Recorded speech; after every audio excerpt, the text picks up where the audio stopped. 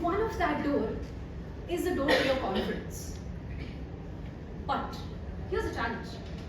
You do not have any hints nor keys on how to open that door.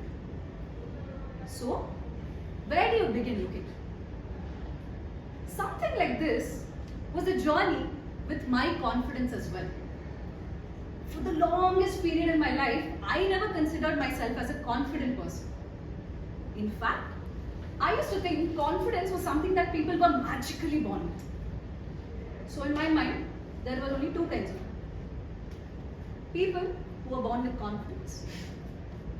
People who were born without confidence. And I used to wish that I had Aladdin's genie, because I would make the same wish 3 times.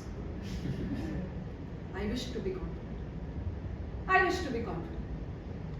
And I wish I was confident. You see, I grew up as an extremely introverted child. Somebody who would cry to get dropped off at school. Someone who would hesitate to ask a teacher for restroom. And get this, I used to get straight A's in my assignments, but F in my group discussions. So confidence was never something that was in the picture in my life. And this carried on till I became a teenager. And being a teenager in my school was a recipe for disaster. Because school gave me all the important things that it gave all of us. Insecurities, low self-esteem issues. You name it, I had. But this one time, I had an opportunity to speak in front of a couple of delegates who were coming from all across the country to my school. I felt like a very important person for the first time in my life. So I practiced hard, and the day finally came and I had to speak. But as soon as the principal walked in front of me, I panicked, fumbled, and forgot all my lines. So, my principal said, "Who appointed her for this role? She can't speak one line properly." I don't know why principals speak their classes, that's an enigma. And so I started crying. I went to a corner, started weeping, until one of the teacher came up to me and tried to console me.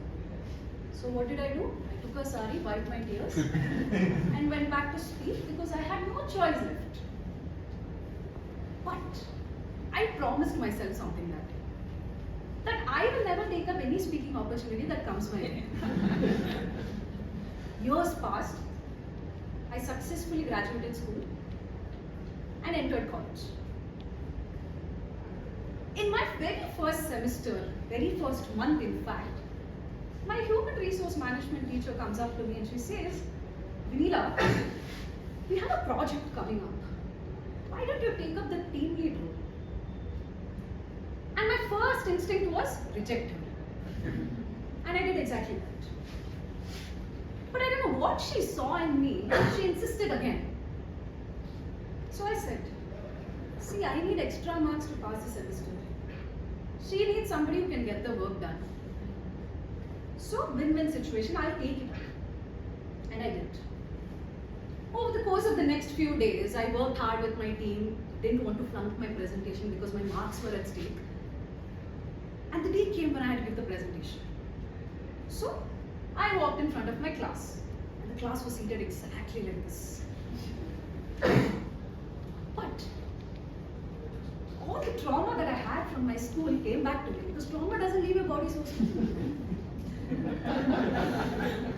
So I froze. I started sweating, and I almost was going to say, "Ma'am, please let me go from here." But something in me kept me pushing that day. That was my marks.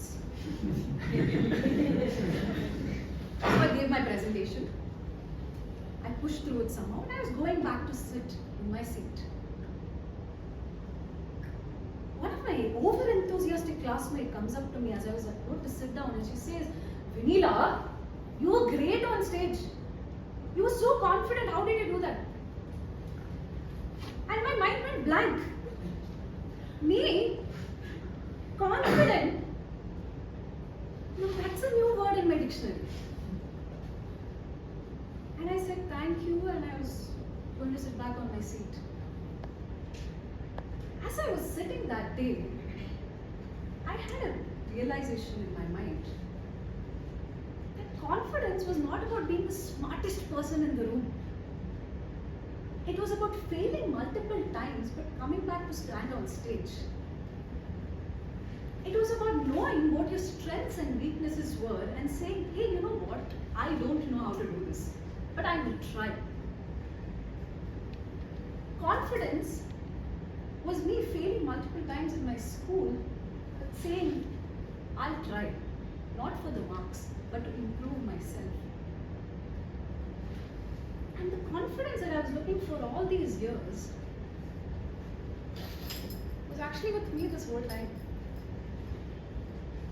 And all I had to do was look within. I spent all my life looking for confidence in external factors and external people. But I didn't realize that that power was with me as well. And all I could do was try to open that. So dear Toastmasters, remember that room filled with multiple doors? And one of that door was a door to your confidence? If you have been searching for that key all these years, let me tell you, that key is already with you. And all you have to do is look within. Only you have the power to unlock that door and nobody else. So, what is stopping you from becoming the most confident version of yourself?